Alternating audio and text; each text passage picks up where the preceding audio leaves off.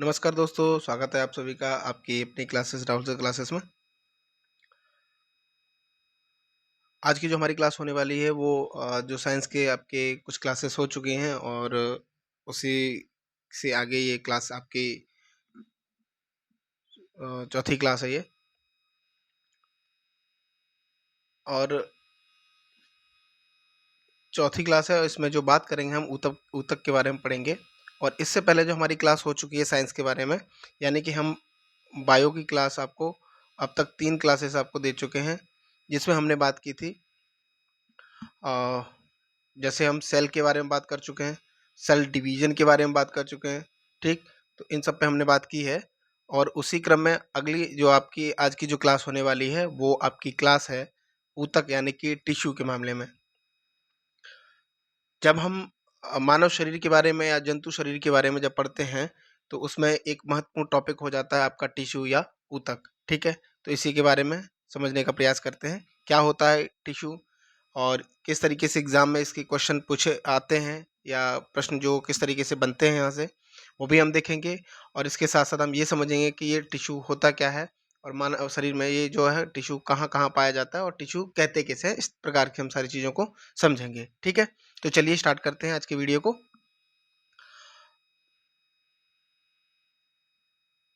अगर बात करें टिश्यू की तो टिश्यू हमारा जो है वो इसका जो सबसे पहले शब्द का प्रयोग यानी टिश्यू शब्द का सबसे पहले प्रयोग जो हुआ वो फ्रांस के एक वैज्ञानिक थे, बीसेट। क्या नाम था उनका? बीसेट। इन्होंने सबसे पहले इसका टिश्यू शब्द का प्रयोग किया। ये कहाँ के थे? फ्रांस के थे। और इसका जो विकास था वो एक जो लैटिन शब्द है टेक्सचर, इससे हुआ है। यानी कि जो टिश्यू शब्द है इसका जो विकास हुआ वो बीसेट के द्वारा किया गया, जो फ्रांस के एक वैज्ञानिक थे। और इसका जो विकास हुआ टिश्यू शब्द का वो हुआ है आपके टेक्सचर शब्द से हुआ है, ठीक। और इस टेक्सचर शब्द का जो अर्थ होता है वो अर्थ होता है आपका बुनना, ठीक है। अब बुनना समझते होंगे, जैसे स्वेटर बुनना जैसी चीज़ है, यानी कि एक एक चीज़ को जोड़ करके बनना। यहाँ पे मैं आपको ये समझा देता हूँ कि बुनना से मतलब यहाँ पे ये है कि आपने अगर क्लास की होगी सेल वाली तो बहुत अच्छी बात है, तो आप समझेंगे इस बात को। अगर नहीं की है तो पहले जाकर के आप सेल वाली क्लास को करिएगा, ठीक है। जो कोशिका पढ़ाई गई है उस कोशिका को जाकर के पढ़िएगा, फिर आपको ये बातें समझ में आएंगी। तो जब हम कोशिका की बात कर रहे थे तो जो कोशिका है वो कोशिका आपकी सबसे छोटी इकाई मानी जाती है। किसी भी जंतु या मानव के शरीर की सबसे छोटी इकाई को कोशिका कहते हैं। और ये जो कोशिका है, अगर इसके विकास की बात की जाए तो सबसे पहले अगर आप देखें तो मान लीजिए कि कोई मानव शरीर ले लीजिए या कोई भी एक शरीर, ठीक। अगर इस शरीर को यानी मानव शरीर को, ह्यूमन बॉडी को अगर आप ओपन करके देखेंगे तो सबसे पहले आपको जो ऑर्गन सिस्टम प्राप्त होंगे, यानी कि जो तंत्र हैं आपके वो आपको मिलेंगे। और अगर इन तंत्रों को भी आप ओपन करके देखेंगे तो आपको क्या मिलेगा? तो यहाँ पे अंग मिलेंगे, ठीक है। जैसे मान लीजिए तंत्र है आपका स्केलेटन, यानी कि आपका जो कंकाल तंत्र है वो कंकाल तंत्र से जो है कई प्रकार की हड्डियों से मिलकर के एक बना हुआ है आपका कंकाल तंत्र, ठीक। ऐसे ही आप कोई भी एक तंत्र ले सकते हैं, जैसे मान लीजिए पाचन तंत्र, ठीक। अब पाचन तंत्र कई सारे अंगों से मिलकर के एक तंत्र बना है जिसको हम पाचन तंत्र बोल रहे हैं। तो इसी तरीके से जब आप मानव की बॉडी को ओपन करके देखेंगे तो आपको वहां पे तंत्रों का प्रयोग दिखाई देगा। और अगर हम एक एक करके इन तंत्रों को यानी तंत्रों को ओपन करके देखेंगे तो आप में इनके अंगों का समूह मिलेगा। और इन अंगों को एक एक करके अगर हम ओपन करने का प्रयास करेंगे तो ये जो अंग हैं ये किससे मिलकर के बने हैं? तो ये अंग आपके बने हैं टिश्यू से मिलकर के, यानी कि ऊतक से मिलकर के बने हैं। और अगर हम इन ऊतक को ओपन करके देखें यानी ऊतक को अलग करके देखें तो आपको क्या मिलेगा? तो यहाँ पे आपको मिलेगी कोशिका। यानी कि हम ये कह सकते हैं कि कोशिकाओं के समूह के द्वारा जो बनाई गई संरचना है उसको क्या कहते हैं? हम ऊतक कहते हैं। तो उसी ऊतक के बारे में आज समझने हम जा रहे हैं। तो इस ऊतक शब्द का जो प्रयोग हुआ वो एक फ्रांस के वैज्ञानिक बीसेट के द्वारा हुआ। और इसका जो विकास हुआ इस शब्द का वो लैटिन शब्द है कि जिसको टेक्सचर के नाम से जाना जाता है, उसके माध्यम से इसका विकास हुआ। और इस टेक्सचर शब्द का मतलब होता है बुनना। आपको यहाँ तक की बात समझ में आ गई होगी। अब आगे बढ़ते हैं, ठीक। तो ऊतक के अध्ययन करने वाले विज्ञान को हम क्या कहते हैं? तो हिस्टोलॉजी कहते हैं। यानी कि आपसे कोई पूछे कि जो ऊतक का अध्ययन किस विज्ञान की शाखा के अंतर्गत किया जाता है, तो आपको क्या आंसर करना होगा? हिस्टोलॉजी। याद रहेगा? चलिए, बहुत अच्छी बात है। ठीक है, बोर तो नहीं हो रहे? ठीक है, आप ही के फायदे के लिए है। आगे बढ़ते हैं।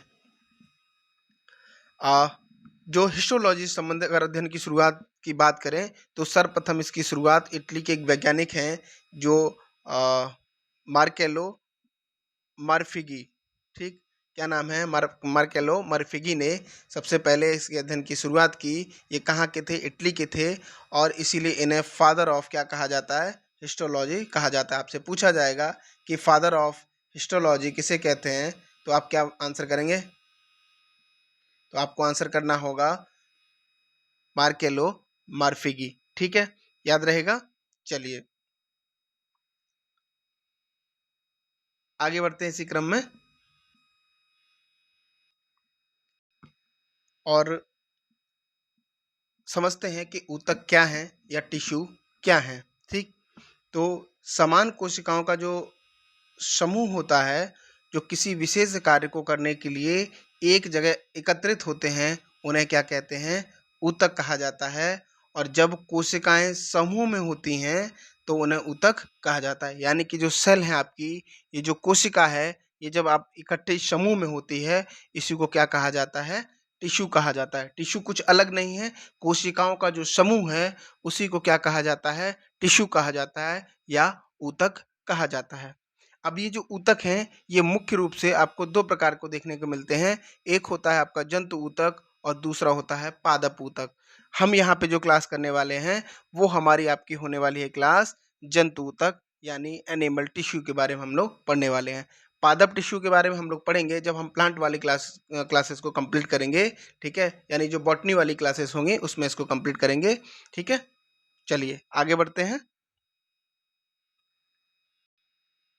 जैसा कि मैं आपको बता चुका हूँ कि जो टिश्यू के बारे में हमने बात की थी, तो टिश्यू होता क्या है? तो आपको यहाँ दिख रहा होगा कि जो कोशिका यानी कि सेल है, और सेल के ग्रुप को क्या कहा जाएगा? टिश्यू कहा जाएगा। सेल के ग्रुप को क्या कहा जाएगा? ग्रुप ऑफ सेल को क्या कहा जाएगा? टिश्यू कहा जाएगा। और मैंने जैसे बताया आपको कि कोई ऑर्गेनिज्म है या कोई जीव है, अगर इसको आप ओपन करके देखेंगे, तो आपको अंग तंत्र मिलेंगे। और इन अंग तंत्रों को ओपन करेंगे तो इसमें अंग, एक एक अंग की बात होगी। और इन अंगों को भी अगर आप ओपन करके देखेंगे, तो ये अंग किससे बने हैं? ऊतक से बने हैं। यानी कि ये कोशिकाओं के समूह से बने हुए हैं। इन्हीं ऊतक के बारे में चर्चा हम लोग कर रहे हैं। ठीक है, तो जो जंतु ऊतक हैं, हमने आपसे बात की कि ऊतक दो प्रकार से मैंने यहाँ पे डिवाइड किया था आपको, कि जंतु ऊतक और पादप ऊतक। और जो जंतु ऊतक है उसके बारे में हम लोग पढ़ने जा रहे हैं। तो जो जंतु ऊतक हैं, उन जंतु ऊतक के जो प्रकार हैं उनको देख लेते हैं। तो मुख्य रूप से ये चार प्रकार के होते हैं। कौन कौन से प्रकार हैं इसके? तो उपकला ऊतक, इसको एपिथेलियल टिश्यू बोलते हैं। दूसरा होता है आपका पेशीय ऊतक, यानी कि मस्कुलर टिश्यू। और तीसरा होता है आपका संयोजी ऊतक, यानी कनेक्टिव टिश्यू। और चौथा होता है आपका तंत्रिका ऊतक, जिसको नर्वस टिश्यू बोलते हैं। तो ये जंतु ऊतक के चार प्रकार होते हैं। और इन चारों प्रकारों को भी आप देखेंगे तो अलग अलग प्रकार से इनको देखा जाता है। तो सबसे पहले हम पढ़ने जा रहे हैं उपकला ऊतक को, या एपिथेलियल टिश्यू को पढ़ने जा रहे हैं। आइए आगे बढ़ते हैं।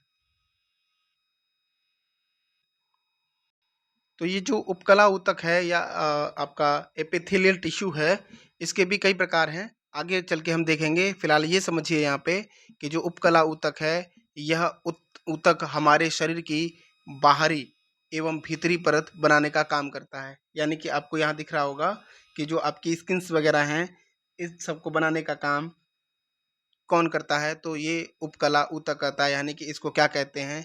उपकला ऊतक या एपिथेलियल ऊतक कहा जाता है। यह शरीर की खुली सतहों, यानी कि जो ओपन सरफेस होता है, उसको सुरक्षा प्रदान करने का कार्य करता है। यानी उपकला जो ऊतक है आपका, वो आपकी जो खुली सतह है, यानी जो सरफेस, जो ओपन सरफेस है, उसको सुरक्षा देने का कार्य करता है। ठीक, यह शरीर के उन सभी जगहों पर पाए जाते हैं जिनकी सतह खुली होती है, तथा जो बाहरी पदार्थों द्वारा नुकसान पहुंचता है। यानी कि जो बाहरी पदार्थ हैं उनको रोकने का काम किसका है? तो आपके उपकला ऊतक का है। जो आपकी त्वचा है, ये आपके कहीं न कहीं बाहरी पदार्थों को नुकसान से शरीर को बचाने का काम करती है, ठीक है?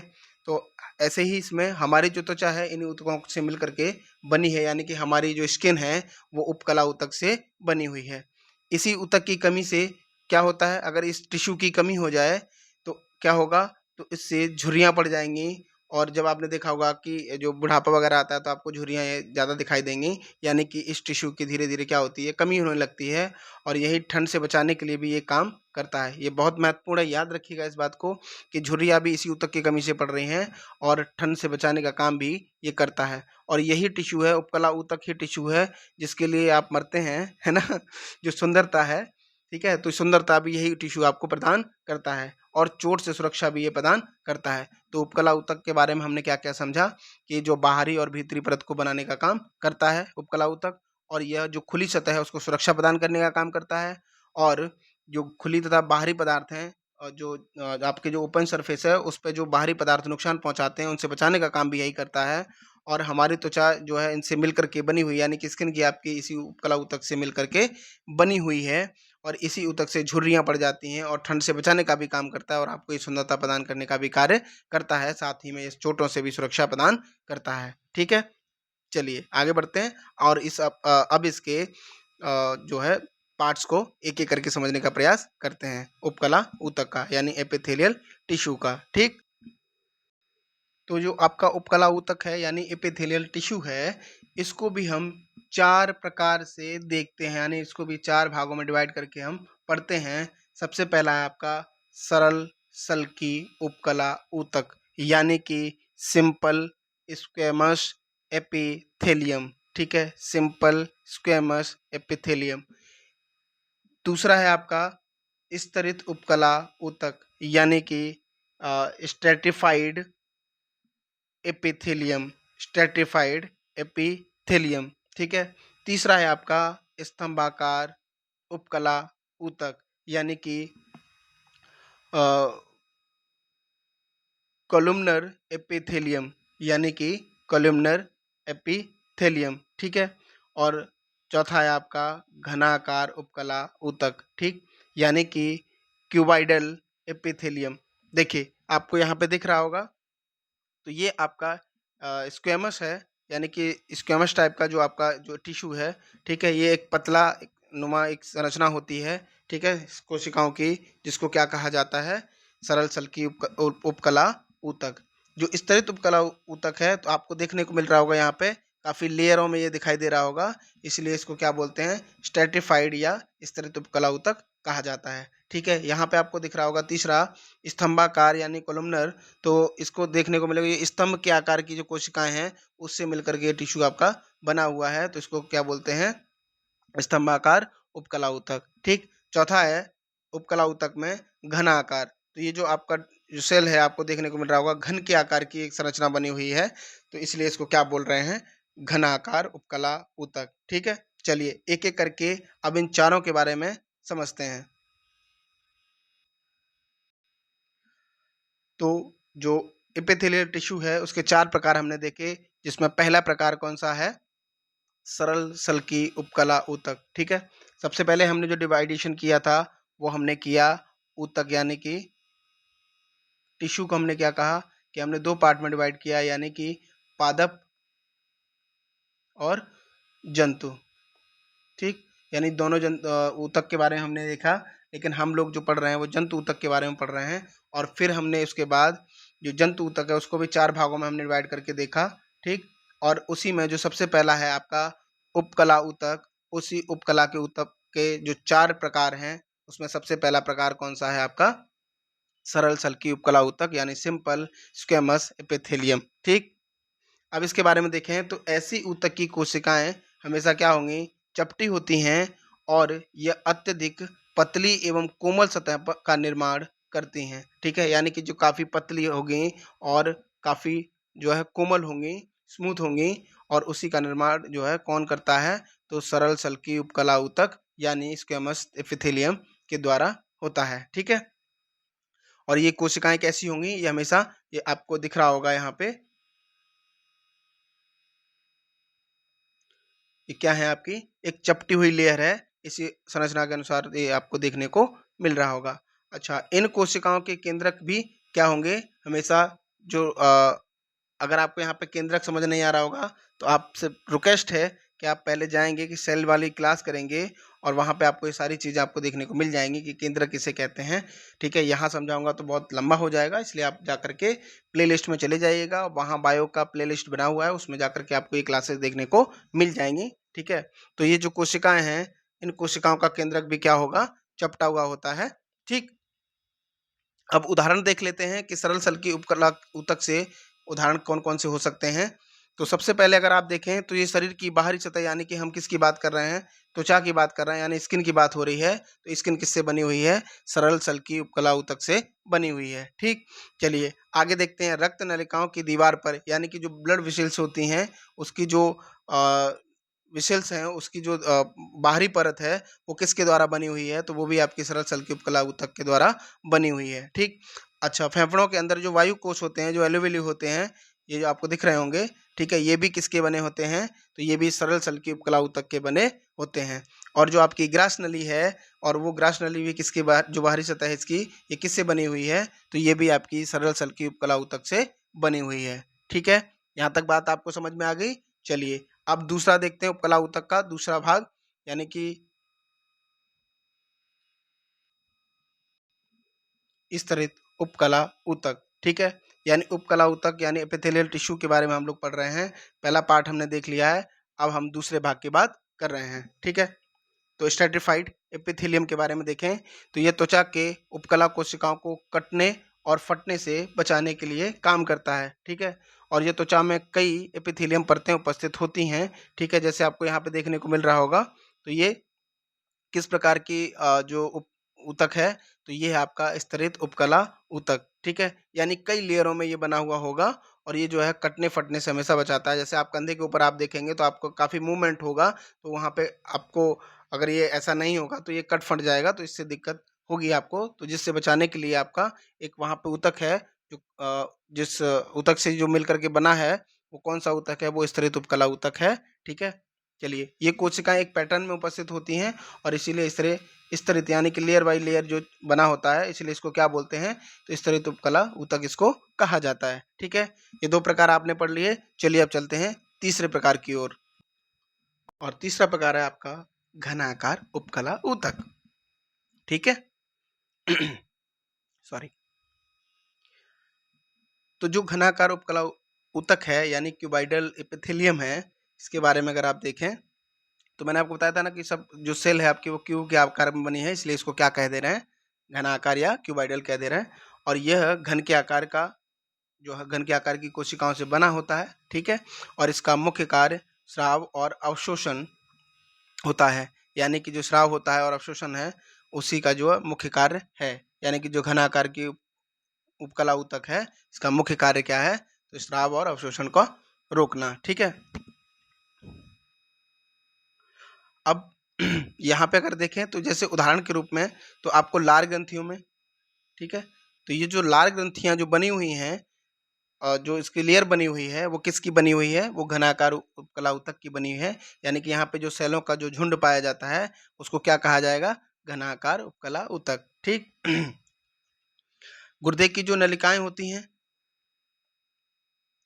तो गुर्दे की जो नलिकाएं जो बनी हुई हैं, ये सब किसकी हैं, तो ये भी आपकी घनाकार उपकला ऊतक की हैं। ठीक, और विषण या अंडाशय, यानी कि जो टेस्टिकल एंड ओवरी जो होता है आपका, इसकी भी जो सेल हैं वो घनाकार उपकला ऊतक की बनी होती हैं। ठीक है, तो ये था आपका उपकला ऊतक का तीसरा प्रकार। अब अगला प्रकार और लास्ट प्रकार जो है, चौथा प्रकार, उसको भी समझ लेते हैं। तो उपकला ऊतक का जो लास्ट प्रकार है वो है स्तंभाकार उपकला ऊतक, यानी कि कोलुमनर एपिथेलियम। इसके बारे में देखें तो यह लंबी एवं पतली कोशिकाओं के एक स्तर का बना होता है, जैसे मैंने आपको यहाँ बताया भी था। ठीक है, और इसकी सतह पर माइक्रोविली पाए जाते हैं। ठीक, इसकी सतह पर क्या पाए जाते हैं, माइक्रोविली पाए जाते हैं। और उदाहरण के रूप में अगर आप देखें तो अमाशय की जो लाइनिंग है, तो अमाशय की लाइनिंग में और परतों में ये पाया जाता है। ठीक है, वहीं पे जो छोटी आंत है आपकी, उस छोटी आंत का जो बाहरी लेयर भी है वो भी आपका किसका बना है, तो स्तंभाकार उपकला ऊतक, यानी कि उंगली नुमा जो संरचना होगी, ठीक, जो उंगली नुमा जो संरचना होगी और वो क्या कहलाएगी, आपकी स्तंभाकार उपकला ऊतक कहलाएगी। और इसमें जो आपको देखने को मिलेगा, तो जो अमाशय है आपका, इसकी जो लाइनिंग और परतें बनी हैं ये भी किसकी बनी है, स्तंभाकार उपकला ऊतक की बनी है। और जो छोटी आंत है आपकी, इसका जो बाहरी आवरण आपको देखने को मिल रहा है, तो ये भी किसका बना हुआ है, ये भी आपका स्तंभाकार उपकला ऊतक का बना हुआ है। और इसमें जो माइक्रोबिली पाए जाते हैं, ठीक है, तो ये आपको देखने को यहाँ पे मिलता है। ठीक, यहाँ तक की कहानी आपको समझ आई होगी, उम्मीद करता हूँ। अब इसी क्रम में आगे बढ़ते हैं।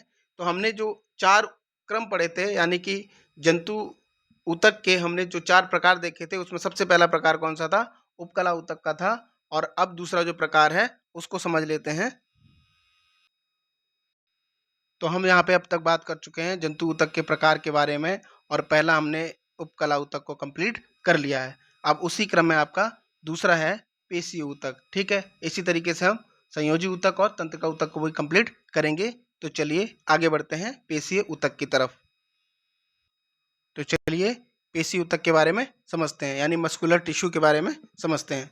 तो जो पेशी ऊतक है यानी मस्कुलर टिश्यू है, वे ऊतक हैं जिनसे जंतुओं के शरीर की पेशियां निर्मित होती हैं, यानी कि जो मसल्स होती हैं उनका निर्माण पेशी ऊतक के द्वारा होता है। ठीक, और पेशी ऊतक लंबी एवं पतली कोशिकाओं का ये बना होता है।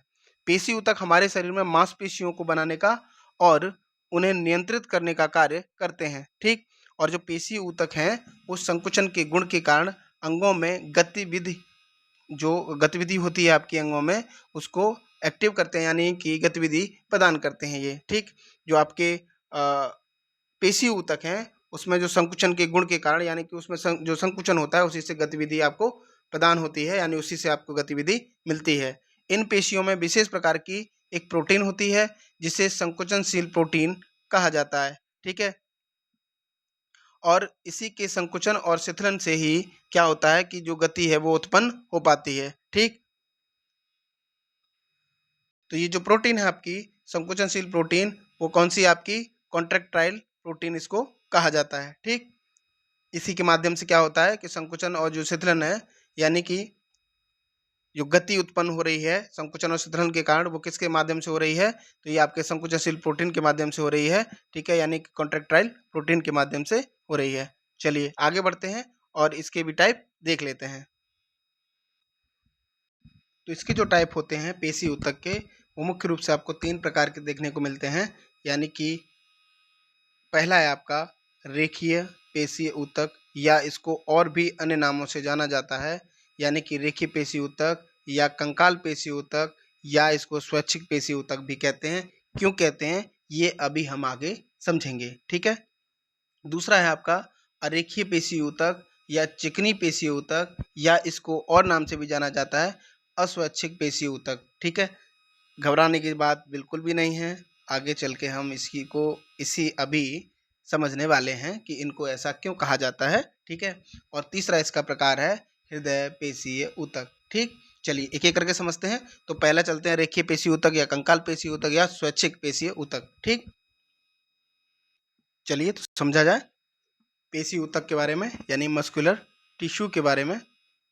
आइए, रेखीय कंकाल या स्वैच्छिक पेशी ऊतक इसलिए कहते हैं क्योंकि जो रेखीय ऊतक कहा जाता है इसको, तो इन ऊतकों की कोशिकाएं लंबी या बेलनाकार एक रेखाओं की तरह प्रतीत होती हैं, इसलिए इसे क्या कहा जाता है, रेखीय ऊतक कहा जाता है। यानी कि इसको रेखीय ऊतक क्यों कह रहे हैं, क्योंकि इसकी जो कोशिकाएं होती हैं, यानी कि इसकी जो सेल होती है, वो लंबी बेलनाकार एक रेखाओं की तरह प्रतीत होती है, यानी आपको दिख रहा होगा। ठीक है, इसीलिए इसको क्या कहा जाता है, रेखीय ऊतक कहते हैं। ठीक है, और ये जो सेल है या ये जो इस टिश्यू है, ये हमेशा हड्डियों से जुड़ा रहता है, यानी हड्डी जो सेल है यानी कोशिका है, ये हड्डियों से जुड़ी रहती है और शरीर को गति में सहायता करती है। इसीलिए इसे क्या कहा जाता है, कंकाल कोशिका कहा जाता है। यानी कि ये किससे जुड़ा है, आपके स्केलेटन से जुड़ी होती है, इसीलिए इसको क्या कह देते हैं, कंकाल पेशी ऊतक कह दिया जाता है। ठीक, और जिन अंगों पर हमारा नियंत्रण होता है ये वहाँ पाई जाती हैं, और इसीलिए इन्हें स्वैच्छिक यानी कि आपकी इच्छा के अनुरूप यानी आपकी इच्छा के अनुसार काम करने के लिए क्या कहा जाता है, उसको स्वैच्छिक कहा जाता है। इसलिए ये जो कोशिका पाई जाती हैं यानी कि जो टिश्यू पाए जाते हैं वो आपके वहां पाए जाते हैं जहां पे जो आपके अंग हैं वो स्वैच्छिक रूप से काम करते हैं, और इसीलिए इसको क्या कहा जाता है, स्वैच्छिक पेशी ऊतक भी कह दिया जाता है। तो आपको तीनों बातें समझ में आ गई होंगी, क्यों रेखीय कहा जा रहा है, क्यों कंकाल कहा जा रहा है और क्यों स्वैच्छिक पेशी ऊतक इसको कहा जा रहा है। ठीक। अब आपको देखने को मिल रहा होगा, जैसे मान लीजिए कि ये जो आपकी मसल्स है, ठीक, अब ये जो मसल्स है आपकी, ये आपकी एक लंबी बेलनाकार अनुसार आपको दिखाई दे रही होगी, और साथ ही ये हड्डियों से जुड़ाव भी महसूस रखती है यानी कि जुड़ाव रखती है, इसीलिए ये हड्डियों से जुड़ी यानी कि कंकाल पेशी भी कह दिया जाएगा। या फिर आप देखेंगे कि यहाँ पे जब आप मर्जी चाहेंगे तब आप इसका मूवमेंट कर सकते हैं। ठीक है, तो आपको ये तीनों ही प्रकार यहाँ पे दिखाई दे जाएंगे। ठीक है, चलिए, यानी आपको रेखीय, कंकाल या स्वैच्छिक पेशी ऊतक के बारे में पता चल गया होगा। पेशी ऊतक का पहला टाइप हमने कवर कर लिया है। इसी में एक बात और ये भी समझ लीजिए कि जो रेखीय कंकाल स्वैच्छिक पेशी ऊतक है, यानी कि ये जो है पेशियां जो है मुख्य रूप से हाथ, पैर, गर्दन और अन्य ऐसे अंगों में पाई जाती है जिन पर हमारा नियंत्रण होता है। याद रखेंगे, ठीक है, यानी कि मसल्स की बात हो रही है। जो हाथ यानी कि आपको पैर और आपकी जो गर्दन है वहाँ पे ये पेशियां आपको दिखाई दे जाएंगी। ठीक है, तो आपसे पूछा जाए कभी तो रेखीय कंकाल या स्वैच्छिक पेशी ऊतक जो है कहाँ पाए जा सकते हैं, तो आपको ये आंसर करना होगा हाथ, पैर, गर्दन जैसे अन्य जगहों पर जहाँ पे हमारा नियंत्रण होता है। ठीक है, वहाँ पे ये पेशी पाई जाती हैं। ठीक है, यानी मस्कुलर टिश्यू वहाँ पे पाया जाता है। ठीक, अब आगे बढ़ते हैं और पेशी ऊतक का दूसरा टाइप देखते हैं, यानी अरेखीय, चिकनी या अस्वैच्छिक पेशीय ऊतक। ठीक है, इसके बारे में समझें तो यह पतली और लंबी होती है, परंतु इन पर रेखाएं या धारियां नहीं होती।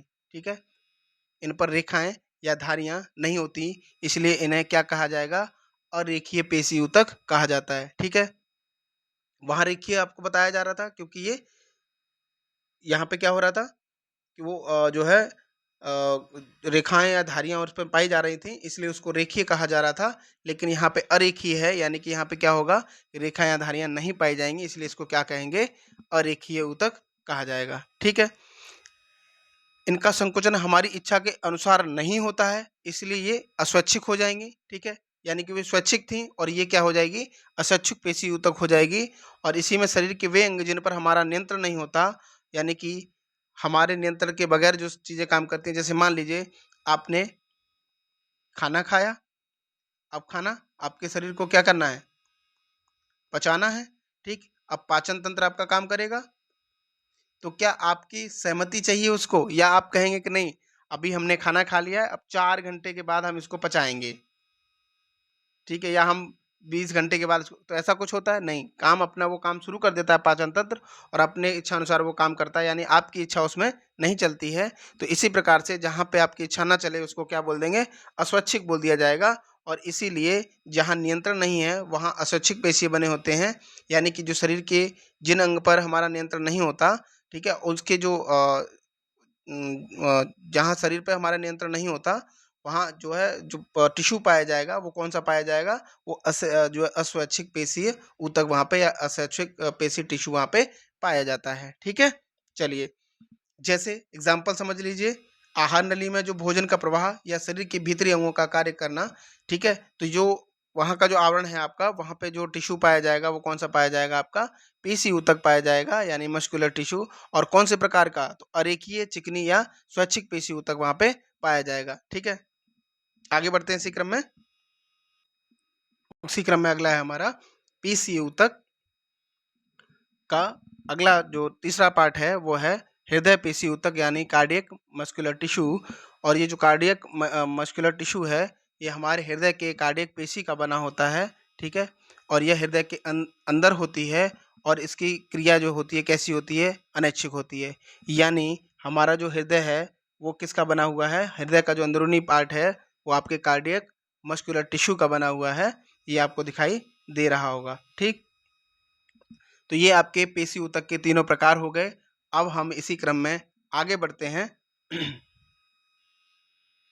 तो चलिए, संयोजी ऊतक है ना, कनेक्टिव टिश्यू के बारे में समझते हैं। और सबसे पहले हम ये जान लीजिए कि अब तक हमने क्या क्या बात की है। तो हम टिश्यू के बारे में बात कर रहे थे, और टिश्यू के बारे में हमने जो उपकला ऊतक, ठीक, उसके बाद हमने दूसरा समझा जो अभी पेशीय ऊतक, ठीक, उसके बाद अभी हम कंप्लीट करने जा रहे हैं संयोजी ऊतक, ठीक, और उसके बाद जो चौथा है आपका वो है आपका तंत्रिका टिश्यू या ऊतक, ठीक। तो ये 4 प्रकार हम पढ़ रहे थे। हमने उपकला ऊतक कंप्लीट कर लिया है और पेशी ऊतक हमने कंप्लीट कर लिया है, ठीक है। उसी क्रम में अपना अगला है संयोजी ऊतक। तो संयोजी ऊतक के बारे में देखें तो ऐसे ऊतक जो शरीर के विभिन्न अंगों को एक दूसरे के साथ क्या करते हैं, जोड़ते हैं, वो क्या कहलाते हैं, संयोजी ऊतक कहलाते हैं, ठीक है। इस संयोजी ऊतक को आप देख सकते हैं उपास्थि के रूप में यानी बोन के रूप में, सॉरी अस्थि के रूप में या बोन के रूप में, और उपास्थि यानी कार्टिलेज के रूप में, लीगामेंट के रूप में, टेंडन के रूप में, या ब्लड या रक्त के रूप में। हाँ जी, ये जो ब्लड है आपका ये भी एक संयोजी ऊतक है, और एकमात्र ऐसा ऊतक यानी कि जो तरल संयोजी ऊतक पूछा गया है, ये एकमात्र आपका ब्लड है जो तरल संयोजी ऊतक है आपके पूरे बॉडी में, ठीक है।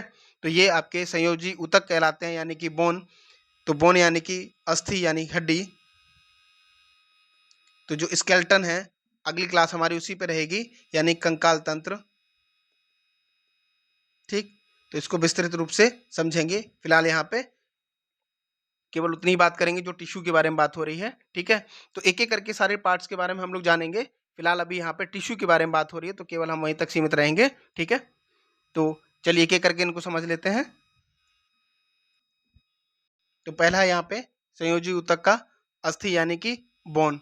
बोन के बारे में समझें तो ये एक प्रकार का क्या है, कनेक्टिव टिश्यू है, यानी संयोजी ऊतक है, और शरीर को प्रोटेक्शन और मूवमेंट प्रदान करता है ये, ठीक है। तो जो आपका अस्थि है यानी जो बोन है आपकी, वो एक कनेक्टिव टिश्यू कहलाती है, और ये प्रोटेक्शन और मूवमेंट प्रदान करने का काम करती है। आरबीसी और डब्ल्यूबीसी के फॉर्मेशन करने का भी काम ये करता है, ठीक है। पढ़ाएंगे आपको, जब ब्लड पढ़ा रहे होंगे तब आपको बताएंगे कि बोन मैरो के बारे में सारी चीज़ें आपको वहाँ पे कराएंगे। फिलहाल यहाँ पे केवल ऊतक के बारे में यानी टिश्यू के बारे में पढ़ रहे हैं, तो आप वहीं तक सीमित रहें, ठीक है। चीज़ें कनेक्ट होंगी आगे, घबराने की जरूरत नहीं है, मैं बिल्कुल कनेक्ट कर दूंगा यहाँ की चीज़ों को वहाँ पे जब जोड़ूंगा, चूंकि वो चीज़ें अभी आपको बताऊंगा तो आपको क्लियर नहीं होगा, समझ नहीं आएगी बात अभी। अभी केवल आप इस टिश्यू के बारे में समझिए, ठीक है। चलिए, तो जो बोन है अपने अंदर मिनरल्स को स्टोर करके रखती है, यानी कि जो बोन होता है यानी कि जो मिनरल्स हैं यानी कैल्शियम और फास्फोरस, इसको स्टोर करके ये रखता है, ठीक है। इसमें जो उपस्थिति है यानी सेल को क्या कहा जाता है, ऑस्टियोसाइट कहा जाता है। यानी कि जो अस्थि है यानी कि जो बोन है आपकी, इसमें जो उपस्थित सेल है उसको क्या कहा जाता है, ऑस्टियोसाइट कहा जाता है। याद रखिए, मैं अगली बार इसी को बताऊंगा, जो आपका बोन के बाद जो कंप्लीट करेंगे उसको, ठीक है। तो मैं बता रहा हूँ वहाँ पे सेल, यहाँ पे जो सेल है यानी कि जो अस्थि यानी कि जो बोन है, इसमें जो सेल है उसको क्या कहा जा रहा है, ऑस्टियोसाइट कहा जा रहा है। इस बात को याद रखिएगा, ठीक। चलिए आगे बढ़े। तो अगला है हमारा संयोजी ऊतक का पार्ट उपास्थि यानी कार्टिलेज, ठीक।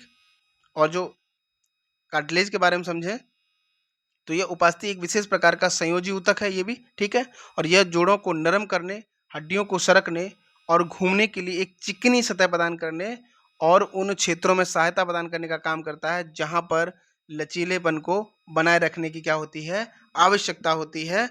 वहां पे ये कार्टिलेज आपका काम करता है, यानी कि जो कनेक्टिव टिश्यू है उपास्थि यानी कार्टिलेज, वो क्या करता है आपका, तो वो हड्डियों को सरकने और घूमने के लिए एक चिकनी सतह प्रदान करने का कार्य करता है। तो आपको यहाँ दिख रहा होगा कि जैसे ये आपकी क्या है, बोन है, ठीक है, ये आपकी हड्डी है, और इसी के बीच में ये आपके घुटने वाला पार्ट है, और यहाँ पे जो चिकनी सतह ये प्रदान करने का काम कर रहा है, इसी को क्या कहा जा रहा है, कार्टिलेज कहा जा रहा है। और कार्टिलेज, इसमें जो उपस्थित सेल होती है उसको क्या कहा जाता है, उसको कहा जाता है कॉन्ड्रियोसाइट यानी कि मैंने आपसे बताया था अभी कि जब हम बोन की, इसीलिए मैं बात कर रहा था आपसे कि याद रखिएगा उसको।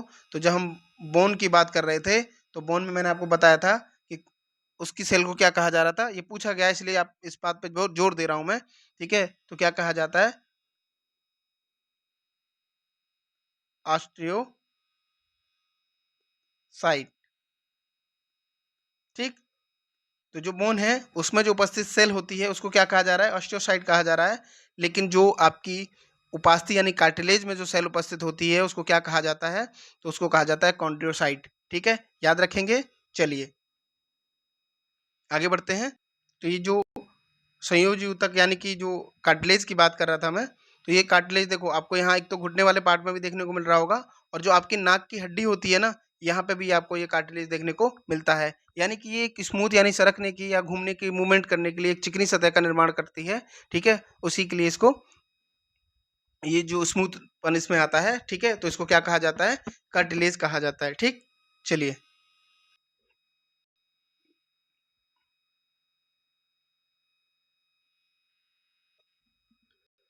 आगे है कनेक्टिव टिश्यू में ही ब्लड। ठीक है, ये भी एक संयोजी ऊतक है। तो ब्लड के बारे में देखेंगे, लेकिन हाँ यहाँ पे केवल टिश्यू के बारे में बात करेंगे। पूरा एक वीडियो ही आपका ब्लड के ऊपर रहेगा। ठीक है, तो घबराने की जरूरत नहीं है। ओके, तो जो रक्त है या जो जिसको रुधिर भी कहा जाता है, तो रक्त या रुधिर को तरल संयोजी ऊतक कहते हैं, और इनका अंतरकोशिकीय पदार्थ तरल यानी फ्लूइड होता है, जिसमें कोशिकाएं बिखरी रहती हैं। ठीक है, ये आपको दिखाई दे रहा होगा। तो आपने देखा होगा कि आरबीसी, डब्ल्यूबीसी, तो इस तरीके से सेल होती हैं जो बिखरी हुई एक लिक्विड के रूप में या लिक्विड फॉर्मेट में बनी रहती हैं। इसी को कहते हैं तरल संयोजी ऊतक, यानी कि यही आपका क्या है, ब्लड है। ठीक है, और ये रक्त हमारे शरीर में पाए जाने वाला एकमात्र संयोजी ऊतक है, मैंने स्टार्टिंग में ही आपको बताया था। ठीक है, तो हमारे एकमात्र तरल संयोजी ऊतक कौन सा है, तो वो है आपका ब्लड है, यानी कि रक्त है। ठीक है, चलिए, तो तरल संयोजी ऊतक के बारे में हम लोग बात कर चुके हैं, है ना। और तरल संयोजी ऊतक के बारे में हमने बोन को देखा, अस्थि को, उपास्थि यानी कार्टिलेज को देखा, लिगामेंट को भी देखा, टेंडन को भी देखा, और ब्लड को भी देख लिया है। ठीक है, चलिए एक लास्ट आपका टिश्यू बचा है, उसको भी कंप्लीट कर लेते हैं। उसके बाद कुछ प्रश्न भी देखेंगे कि किस तरीके से प्रश्न यहाँ से बनते हैं।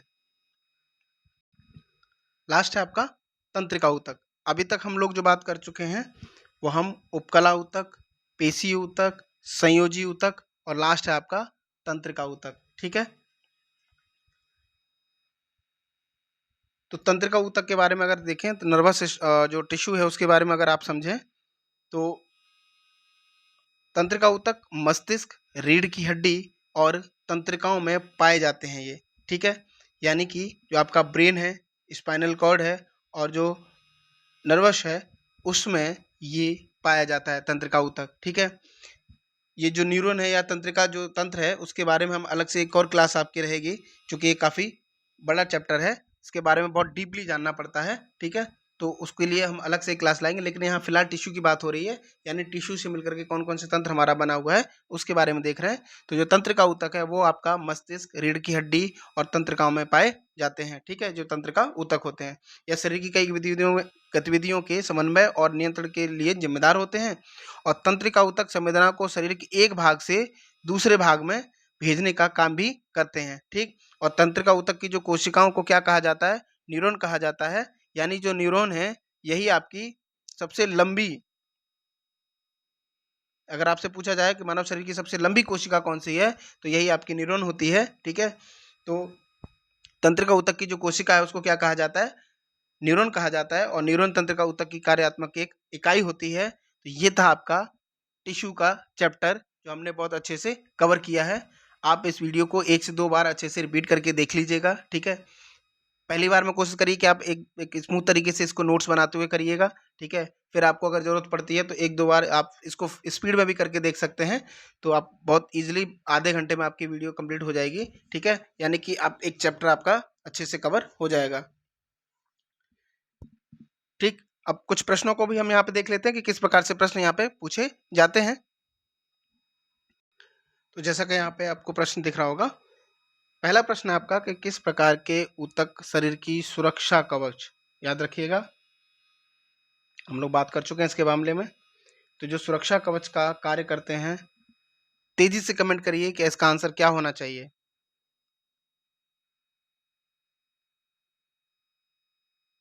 चलिए, यहाँ पे इसका आंसर आपका होगा एपिथेलियम ऊतक, यानी कि आपको बताया था मैंने जो उपकला ऊतक है आपका,